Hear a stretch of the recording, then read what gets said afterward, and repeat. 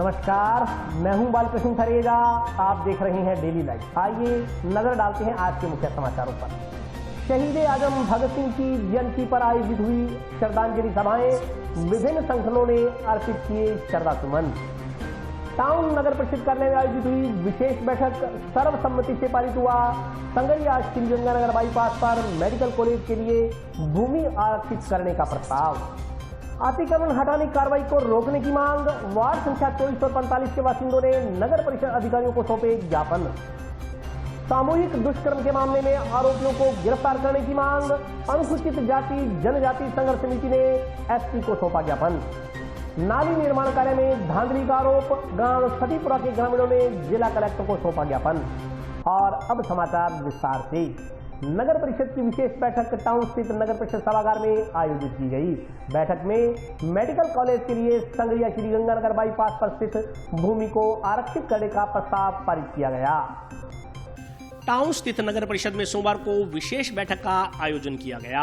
बैठक में कांग्रेस भाजपा पार्षदों के बीच अतिक्रमण तोड़ने को लेकर कई बार हंगामे की स्थिति पैदा हुई। विशेष बैठक में भाजपा के पार्षद बलराज सिंह दानेवालिया ने शहर में हो रहे अतिक्रमणों का मुद्दा उठाते हुए सदन में आरोप लगाया कि सत्ता पक्ष के लोग समय नगर परिषद की भूमि पर अतिक्रमण करवाने में लगे हुए हैं। यह बात सुनते ही कांग्रेस पार्टी के पार्षदों ने भाजपा पार्षद का विरोध किया। उन्होंने कहा कि सभापति पर लगाए जा रहे आरोप पूर्णतः निराधार है। सभापति ने आरोप लगाने वाली भाजपा पार्षद से कहा कि वे एक भी अतिक्रमण बता दें, आज ही बिना नोटिस के तमाम कब्जों को तोड़ दिया जाएगा। बैठक में एजेंडे के पहले बिंदु राजकीय मेडिकल कॉलेज के लिए श्रीगंगानगर संगरिया मार्ग पर स्थित चक नंबर 2 NWN में 40 बीघा भूमि निःशुल्क आवंटन करने पर विचार विमर्श किया गया। इस प्रस्ताव को सर्वसम्मति से पारित कर दिया गया। लेकिन इसी बीच भाजपा पार्षद प्रदीप एरी ने कहा कि राजकीय मेडिकल कॉलेज के नगर परिषद भूमि दे रही है, यह अच्छी बात है, लेकिन सरकारी कार्यालयों सहित अन्य सरकारी संस्थान खोलने को लेकर टाउन के साथ भेदभाव बरता जा रहा है। सभी महत्वपूर्ण कार्यालय पहले से ही जंक्शन में है। जंक्शन क्षेत्र को ही विकसित किया जा रहा है, जबकि टाउन में भी लाखों लोग निवास करते हैं। उन्होंने सुझाव दिया कि टाउन में काफी खांचा भूमि खाली पड़ी है। नगर परिषद सड़कों के लिए करीब जब 1 करोड़ रुपए तक लगा सकती है, तो 3-4 लाख रुपए प्रति बीघा में खांचा भूमि खरीद कर भी दी जा सकती है। इस पर सभापति ने उनके सुझाव पर विचार करने का आश्वासन दिया।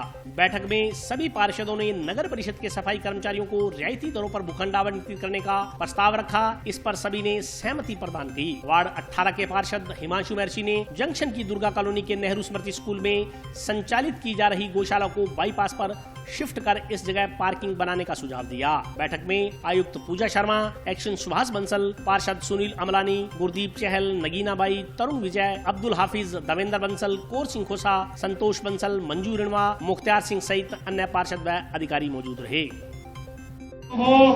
एक अपने अस्थायी रसोई है, इंदिरा रसोई के नाम से राज्य मैं किसी पे टिप्पणी नहीं करूंगा। रसोई पे टिप्पणी आप क्लियर करो कहाँ दिख रहा है। उसमें कोर्ट में दावा लगाया था उन्होंने, खिलाफ पार्टी ने कोर्ट में खारिज कर दिया। अपने बोर्ड के द्वारा कहीं अतिक्रमण कराया जा रहा तो आप निःशुल्क कोर्ट कहे हमें नहीं। यदि आपको नहीं आपको यदि रिटर्न में सारे कब्जे बता देंगे, आजा कब्जे आप बताने वाले बनो, हम तोड़ेंगे। ठीक है ठीक है।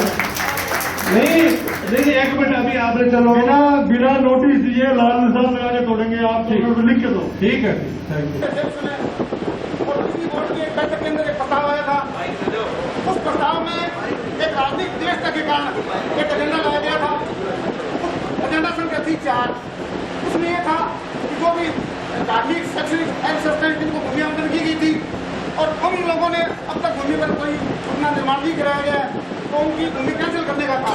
लेकिन एक मात्र गंगोरी देवी मेमोरियल ट्रस्ट के ऊपर इस पिछले बोर्ड ने एक राजनीतिक व्यवस्था के कारण वो कार्रवाई की, वो अन्य बनी थी। उसके लिए मैंने बार पत्राचार किया था उस बोर्ड में भी, लेकिन कोई कार्रवाई नहीं हुई। क्या अध्यक्ष महोदय, आपका ध्यान मैं एजेंडे की कॉपी भी आपको दे रहा हूँ। उसमें सभी सदस्यों ने कहा था सिर्फ धार्मिक संस्थाओं को छोड़कर ऐसी जो शैक्षणिक संस्थाएं हैं या अन्य जो संस्थाएं हैं उनका निर्माण नहीं किया गया, उनको निरस्त किया गया। मैंने मेरे वार्ड में संचालित शहर का सबसे पुराना नेहरू स्मृति जिसमें संचालित एक नंदीशाला चल रही है, तो वो दुर्गा कॉलोनी एक शहर का हृदय स्थल है, पोस्ट एरिया है, बहुत मतलब वहाँ पे बेस कीमती जगह है। उसको मैं चाहता हूँ कि नगर परिषद द्वारा कोई भी अच्छे काम में सदुपयोग किया जाए और मंदीशाला को कहीं और दूसरे जगह शिफ्ट किया जाए। और एक अभी बाजार में डिवाइडर बन रहा है, उसमें कहीं भी इन्होंने कट नहीं छोड़े हैं, जिससे कंजेस्टेड सा हो जाएगा। वो मांग रखी है वहाँ पे कट छोड़ो और इससे लोगों के सुविधा हो। और मैंने अपने वार्ड के पार्कों और सीसी सड़कों के लिए सुबह मोदी से आग्रह किया है, उन्होंने आश्वासन दिया है या कुछ सुनवाई करेंगे। इसके लिए मैं बहुत धन्यवाद देना चाहता हूँ। आज की विशेष बैठक में मेडिकल कॉलेज के लिए भूमि आवंटित करे जाने का मामला था। इसके अलावा राजकीय कन्या महाविद्यालय के लिए एवं GSS के लिए भूमि आवंटित एवं न्यायिक अधिकारियों के आवास के लिए एवं राजकीय जो NMBG कॉलेज है उसके लिए भूमि आवंटित करने का प्रकरण रखे थे। आज सभी माननीय पार्षदों द्वारा सौहार्दपूर्ण वातावरण में आपसी सहमति से ये सभी जनहित के एजेंडे पारित किए हैं। मैं सभी सम्मानित पार्षदों का धन्यवाद ज्ञापित करता हूँ, जिन्होंने शहर हित में एजेंडे पारित किए। शहर जल्दी ही विकास के सोपान पर होगा। वार्ड संख्या 24 तथा 45 के बाशिंदों ने नगर परिषद अधिकारियों को ज्ञापन देकर अतिक्रमण मान चिन्हित किए गए मकानों को नहीं तोड़वाने की गुहार लगाई। गरीबों की आवाज सुननी पड़ेगी।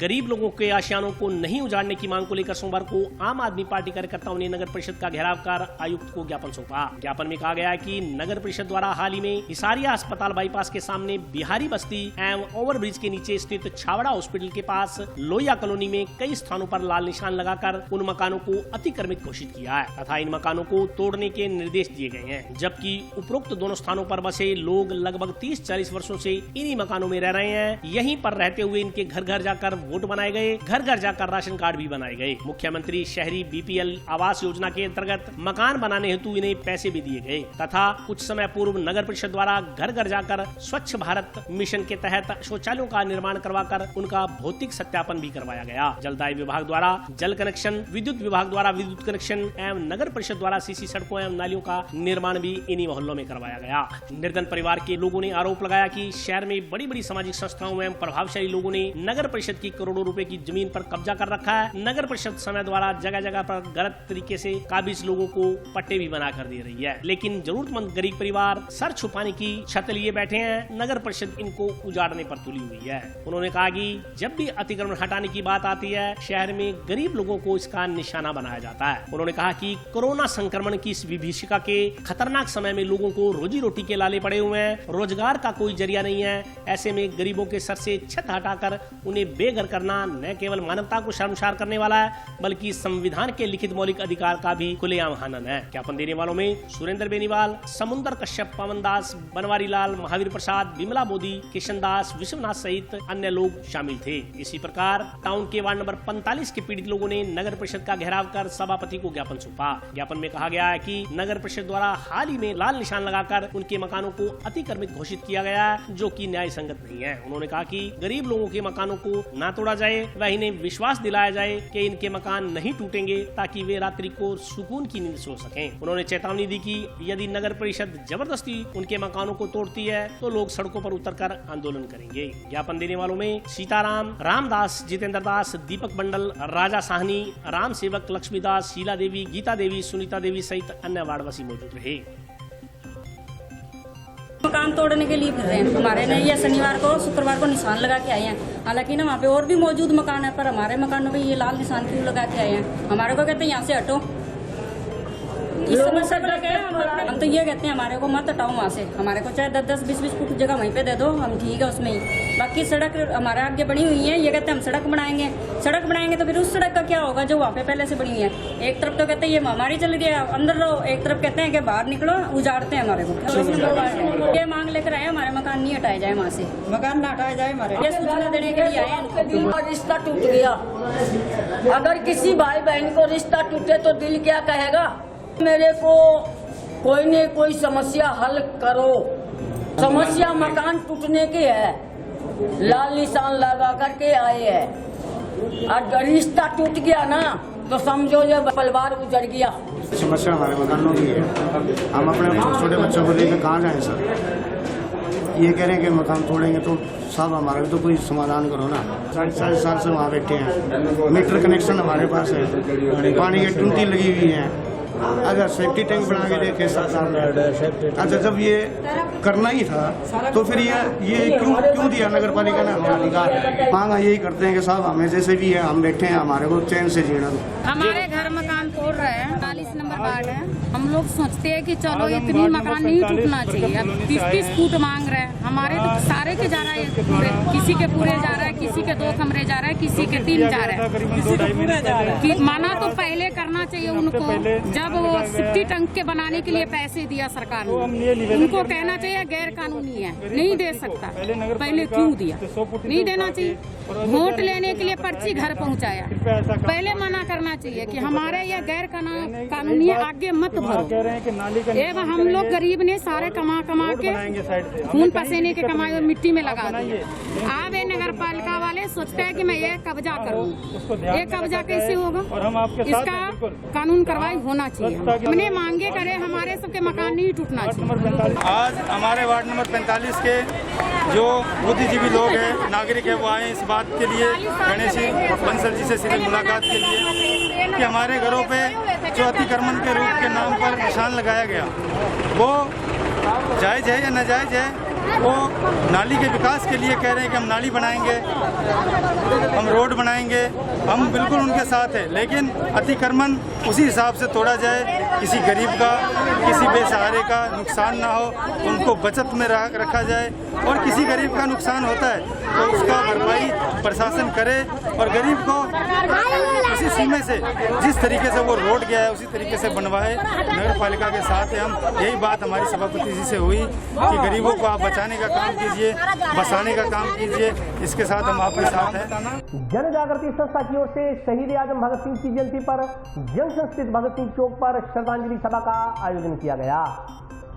जंक्शन की जन जागृति संस्थान की ओर से शहीद आजम भगत सिंह की जयंती पर भगत सिंह चौक पर श्रद्धांजलि कार्यक्रम का आयोजन किया गया। इस दौरान चौक में स्थापित शहीद की प्रतिमा पर माल्यार्पण कर सरदार भगत सिंह को श्रद्धांजलि अर्पित की गई। इससे पहले शहीदों ने भगत सिंह चौक की साफ सफाई कर उनकी माला पर पुष्पांजलि अर्पित की। इस मौके पर सदस्यों ने शहीद भगत सिंह को महान क्रांतिकारी बताते हुए उनके दिखाए मार्ग पर चलकर देश सेवा करने का आह्वान किया। वक्ताओं ने कहा कि भगत सिंह का देश की आजादी में महत्वपूर्ण योगदान है। भगत सिंह की बदौलत ही आज सारा देश खुली हवा में सांस ले रहा है। देश सदैव महान क्रांतिकारी भगत सिंह का ऋणी रहेगा।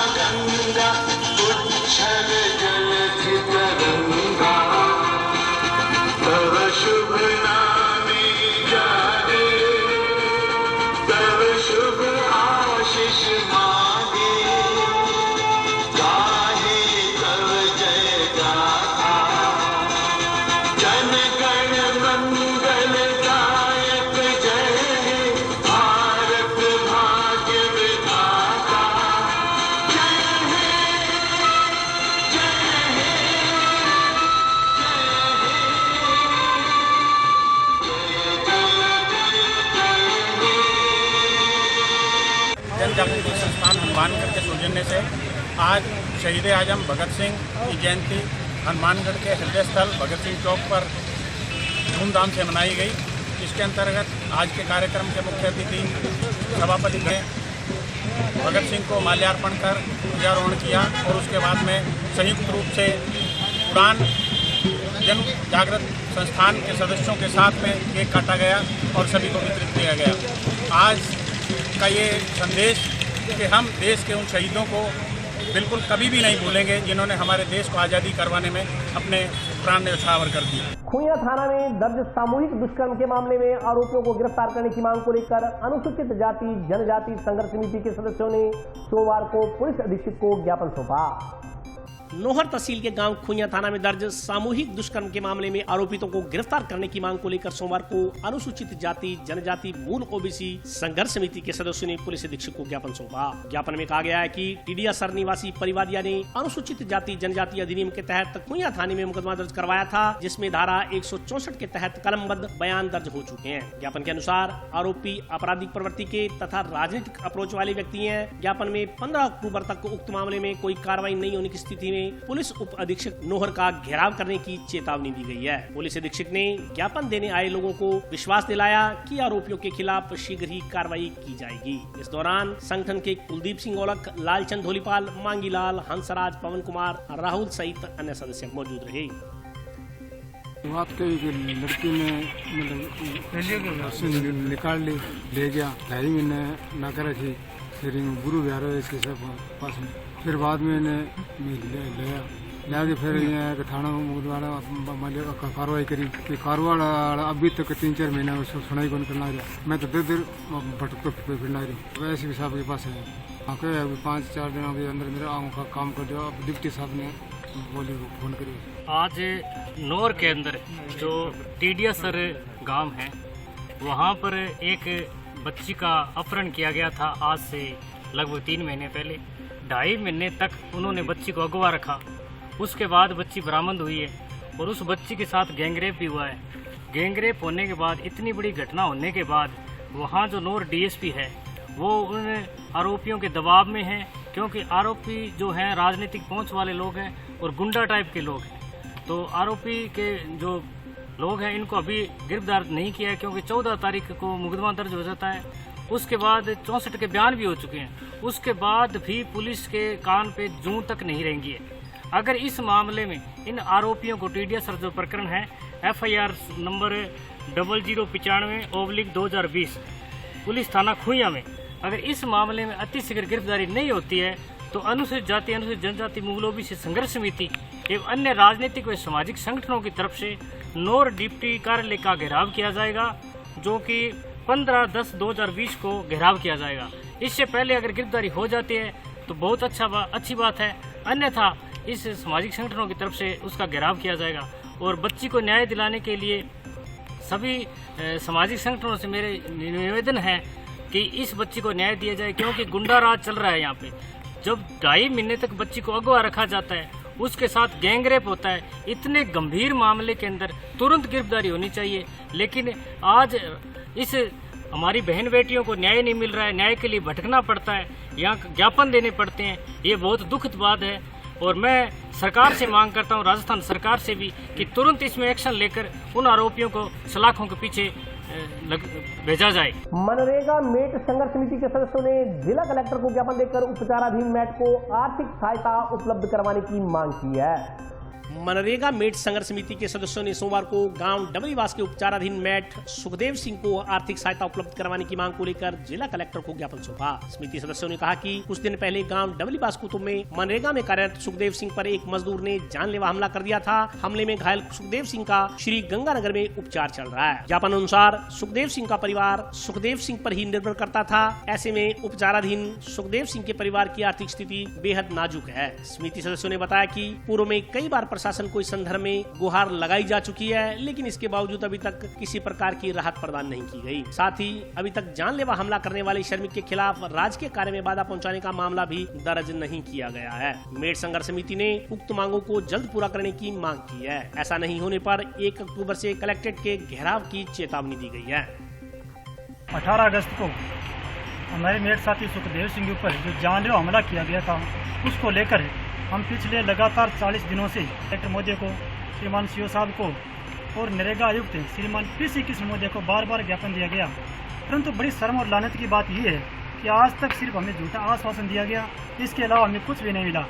इसलिए मजबूर होकर हम अभी 1 तारीख को पूरे महानगर जिले के मेट यूनियन द्वारा जिला कलेक्टर का घेराव किया जाएगा और घेराव भी एक रिकॉर्ड तोड़ घेराव होगा, जिसका एक नया इतिहास लिखा जाएगा, जिसकी समस्त जिम्मेदारी प्रशासन और सरकार की होगी। बिल्कुल बार बार हम कलेक्टर साहब मिले हैं, 40 दिन में कम से कम 4 बार कलेक्टर साहब से मुलाकात कर चुके हैं, परंतु झूठा आश्वासन दिया जा रहा है कि कभी कहते हैं 7 दिन में करेंगे, कभी कह रहे हैं हम किस मत से करेंगे, कभी कह रहे हैं हम श्रीमान पीसी किशन महोदय को लिखेंगे, लेकिन बार बार ये गुमराह किया जा रहा है और गुमराह के अलावा आज तक हमें कुछ नहीं मिला। इसलिए मजबूरन होकर 1 तारीख को आंदोलन करने जा रहे हैं। और अभी वक्त है ब्रेक का, हाजिर होता हूँ छोटे से ब्रेक के बाद।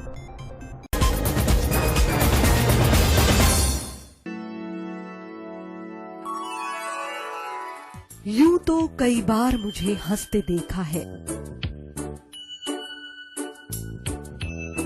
पर ये हंसी कुछ और है। ये गहना मुझ पर जचता है, पर ये महज एक गहना नहीं, ये रूपरेखा है मेरे मन की, हंसती खिलखिलाती लहरों की, जो आतुर थी अब तक मुझ पर सजने को। इसलिए ये गहना ही मेरा सच्चा श्रृंगार है, श्रृंगार है, श्रृंगार है।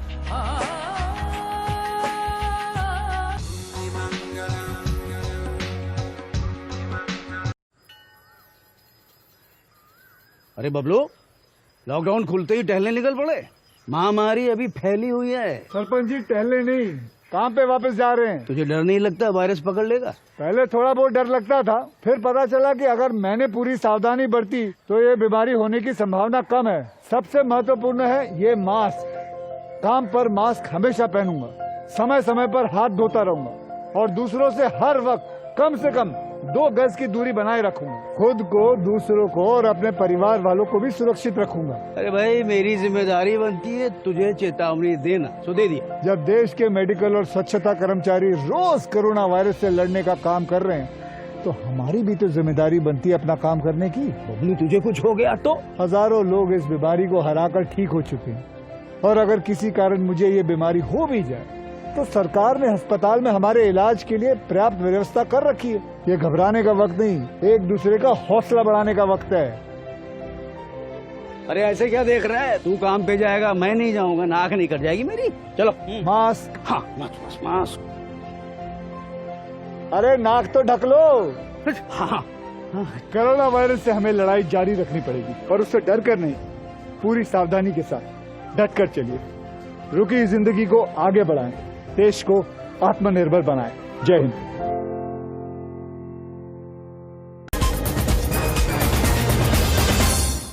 ब्रेक के बाद स्वागत है। आइए नजर डालते हैं अगले समाचारों पर। नाली निर्माण कार्य में कथित धांधली का आरोप लगाते हुए गांव सतीपुरा के ग्रामीणों ने जिला कलेक्टर को ज्ञापन सौंपा।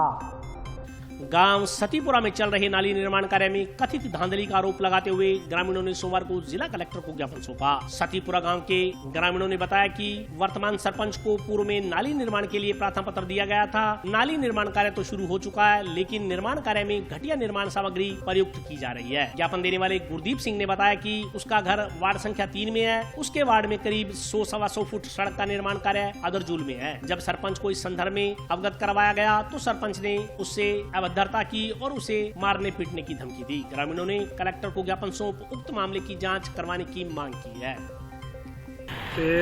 पहला पूरी का बनाउण किया सी उन्हें सरपंच ने, उन्हें पूरी नहीं बनाई, खालियां बनातियां, कटिया निर्माण लाया है थल्लों पट के ना खड़बंजा ते ओह अपने नालियां दे थल्ले खड़बंजा लाया है ते कुछ उन्हें पासे आसे बेच दित्तियां ते दूजा 100-125 फुट अपने रही सड़क बनाने वाली वो नहीं बनाई, खाली नहीं बनाई साढ़े मथे के उत्ते। जवाब दे खड़ा मैं बनाऊंगा नहीं, मैं कच्छन गया अज मेरे गल पै गए, मैनू धमकियां दित्तियां उसने भी तेनू मार देंगे असीं जे, तो मुड़ के साढ़े सामने भी आ गया। फूड ग्रेन मर्चेंट एसोसिएशन के चुनाव शांतिपूर्वक संपन्न करवाए गए। चुनाव में अध्यक्ष पद पर आशीष इसारिया तथा सचिव पद पर विजय गर्ग ने जीत हासिल की।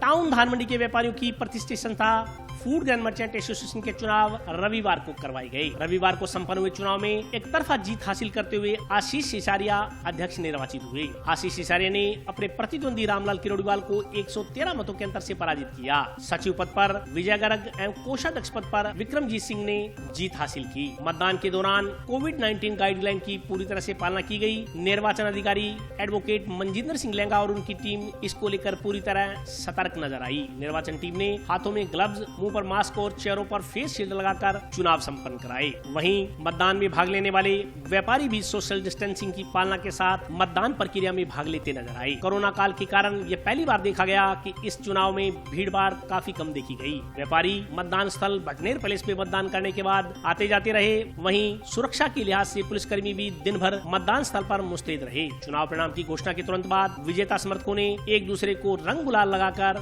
और मुंह मीठा करवाकर खुशी का इजहार किया। इस मौके पर नवनिर्वाचित अध्यक्ष आशीष सिसारिया ने विश्वास दिलाया कि व्यापारियों ने जिस विश्वास और उम्मीद के साथ उनको संस्था की बागडोर सौंपी है, वे उस जिम्मेवारी का पूर्णतः निर्वहन करेंगे। उन्होंने कहा कि व्यापारियों के हित में कार्य करना उनकी प्राथमिकता रहेगी। इसी प्रकार नवनिर्वाचित सचिव विजय गर्ग ने भी व्यापारी हित में कार्य करने को अपनी प्राथमिकता बताया। उल्लेखनीय है कि इससे पहले उपाध्यक्ष पद पर संतराम जिंदल और सह सचिव पद पर रमेश कुमार काटवाल निर्विरोध निर्वाचित हुए। इस मौके पर अरुण कामरा, रमन सराफ, योगेश गर्ग, अजय सराफ, अमित जैन, अमित मदान, सुमन कामरा, नवीन सराफ सहित अन्य व्यापारी उपस्थित रहे।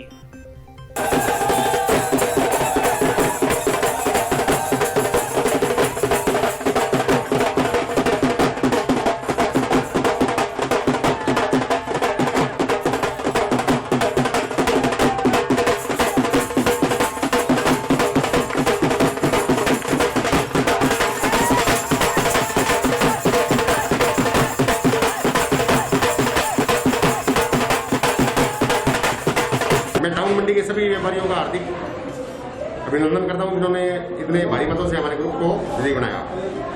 और मैं साथ में गुड़ खांड व्यापारी मानकर टाउन गुड़ मंडी का भी हार्दिक अभिनंदन करता हूँ। हार्दिक धन्यवाद करता हूँ जिन्होंने हमारे ग्रुप को भारी मतों से जिताया। विकास कार्यों से कल ही हम सचिव महोदय से मीटिंग करेंगे और पूछेंगे क्या बजट है हमारे मंडी में, उसके हिसाब से विकास करेंगे। आज फूड ग्रेन एसोसिएशन में चुनाव संपन्न करवाए गए, जिनके परिणाम घोषित किए गए। चुनाव परिणाम में श्री आशीष सिसारिया जो है अध्यक्ष पद के लिए विजयी घोषित किए गए। आशीष सिसारिया जो है अपने निकटतम प्रतिद्वंदी रामलाल जी को 113 मतों से हराकर विजयी हुए। इसी प्रकार श्री विजय कुमार सचिव पद के लिए निर्वाचित घोषित किए गए। उन्होंने 120 मतों से श्री अमित मदाना जी को चुनाव में शिकस्त दी। इसी प्रकार कोषाध्यक्ष के लिए श्री विक्रमजीत सिंह संघा को विजय घोषित किया गया। उन्होंने अपने निकटतम प्रतिद्वंदी अमित खेड़ा को 221 मतों से चुनाव में विजय प्राप्त की। और सह सचिव निर्विरोध निर्वाचित किए जा चुके थे पूर्व में ही। बहुत ही शांतिपूर्वक और कोविड-19 की नियमों की पालना करते हुए चुनाव संपन्न हुआ और सभी व्यापारियों ने और पुलिस के अधिकारियों ने, प्रेस मीडिया ने, सभी ने बहुत ही सहयोग दिया। कृषि भूमि का कब्जा दिलवाने की मांग को लेकर गांव रणजीतपुरा निवासी एक व्यक्ति ने जिला कलेक्टर को ज्ञापन सौंपा। गांव रणजीतपुरा निवासी एक व्यक्ति ने जिला कलेक्टर को ज्ञापन सौंप कृषि भूमि का कब्जा दिलवाने की मांग की है। गांव रणजीतपुरा निवासी अमर सिंह ने बताया कि उसने व उसके पिता ने बड़ी मेहनत कर 14 बीघा कृषि भूमि खरीदी थी, लेकिन उसकी पत्नी ने कुछ लोगों के साथ मिलकर षड्यंत्र रचकर कृषि भूमि पर कब्जा कर लिया। पीड़ित का कहना है कि वे केवल कृषि भूमि पर निर्भर है। उसके माता पिता की उम्र काफी हो चुकी है। उसके व उसके परिवार के भरण पोषण का दायित्व केवल उस पर है। उसने बताया कि उसकी पत्नी ने कुछ लोगों के साथ मिलकर उसकी कृषि भूमि पर अवैध रूप से कब्जा कर लिया। इसको लेकर कई बार वो प्रशासनिक अधिकारियों को मिल चुका है, लेकिन अभी तक इस मामले में कोई राहत प्रदान नहीं की गई। पीड़ित ने जिला कलेक्टर को ज्ञापन दे कृषि भूमि पर कब्जा दिलवाने की मांग की है। हाँ जी, मैं रणजीतपुरा में आया सर, तो मैं हमारी जमीन पर मेरी लुगाई कब्जो कर लियो है और मैं प्रशासन का आया और हमारा मन न्याय मिलना चाहिए। हमारी सारी जमीन है, मेरी लुगाई दूसरा आदमी अंग सागर लड़के और मैंने मेरे माँ बाप ने 3 घरों मारा काट दिया है और हमारा कोई रोटी को वसीलो नहीं है। मैं मांग ऑटो लेवा सर और मैं सारी चीज का अधीन हो गया और हमारी बाप की और मेरी खुद की खरीद शुदा जमीन है और बिंगो कब्जो कर लियो मेरी लुगाई और गैर आदमियों के साथ लगे। अब बात है जी खाना 4 महीना का सर फिरता ने कोई न्याय कौन मिलियो। 4 महीना लगातार मेरा माँ बाप 80 साल की उम्र है मेरे माँ बाप की, ये चाल सके नहीं हाल सके नहीं, मारने कोई रोटी रोजगार भी कोई है, कोई जमीन हमारी सारी खोस ली सर। हमारी मांग है जी मेरे बाप की 7 बीघा जमीन है खरीद शुदा तक 6 रुपये में जमीन पड़े जी हमें मिलनी चाहिए। राष्ट्रीय युवक परिषद के सदस्यों ने स्वच्छ भारत मिशन के तहत जंक्शन रेलवे स्टेशन पर सफाई अभियान चलाकर श्रमदान किया। उत्तर पश्चिमी रेलवे की ओर से चलाए जा रहे स्वच्छता पखवाड़े के तहत सोमवार को राष्ट्रीय युवक परिषद सदस्यों की ओर से जिलाध्यक्ष प्रवीण जैन के नेतृत्व में रेलवे स्टेशन परिसर की साफ सफाई की गई। इस कार्य में स्टेशन अधीक्षक सहित अन्य कर्मचारियों ने सहयोग करते हुए रेलवे स्टेशन व रेलवे परिसर के बाहर साफ सफाई कर श्रमदान किया। इस मौके पर राष्ट्रीय युवक परिषद सदस्यों ने कहा कि परिषद की ओर से पूर्व में भी स्वच्छता अभियान एवं पौधारोपण अभियान के तहत अलग अलग कार्यक्रमों का आयोजन किया गया है। इसी के तहत आज उत्तर पश्चिमी रेलवे की ओर से आयोजित स्वच्छता पखवाड़े में परिषद सदस्यों ने श्रमदान किया। इस दौरान परिषद सदस्यों ने विभिन्न मांगों को लेकर स्टेशन अधीक्षक को ज्ञापन सौंपा। ज्ञापन के जरिए यात्री वेटिंग रूम सहित पूरे स्टेशन परिसर की नियमित सफाई एवं भोजनालय में शुद्धता का ध्यान रखने, फुट ओवरब्रिज की नियमित सफाई करने सहित विभिन्न समस्याओं का उल्लेख किया गया। इस मौके पर नारायण अग्रवाल, विशु प्रजापत, सुभाष चंद्र सुखीजा, रामलाल, रतन सिंह राठौड़, सुभाष चंद्र, विजय मित्तल, कैलाश बेताब, रमेश छाबड़ा, सचिन त्यागी, कश्मीर सिंह, यादवेंद्र सिंह सहित परिषद के अन्य सदस्य मौजूद रहे। हमारे से दूर रहेंगे और बीमारी हमारे आसपास की नहीं बढ़ेगी। और राष्ट्रीय परिषद के द्वारा स्वच्छता अभियान और वृक्षारोपण अभियान ये हमने अपने जीवन में फंसा लिया है। राष्ट्रीय परिषद ने रक्षाबंधन के दिन एक अभियान चलाया, वृक्षारोपण अभियान, जिसमें हर भाइयों को अपनी बहनों की संख्या के आधार पर वृक्षारोपण करने के लिए कहा गया। और आज आपको मुझे बताते हुए काफी खुशी का अनुभव हो रहे हैं कि रक्षाबंधन के दिन 8000 वृक्ष लगाए गए सभी भाइयों के द्वारा।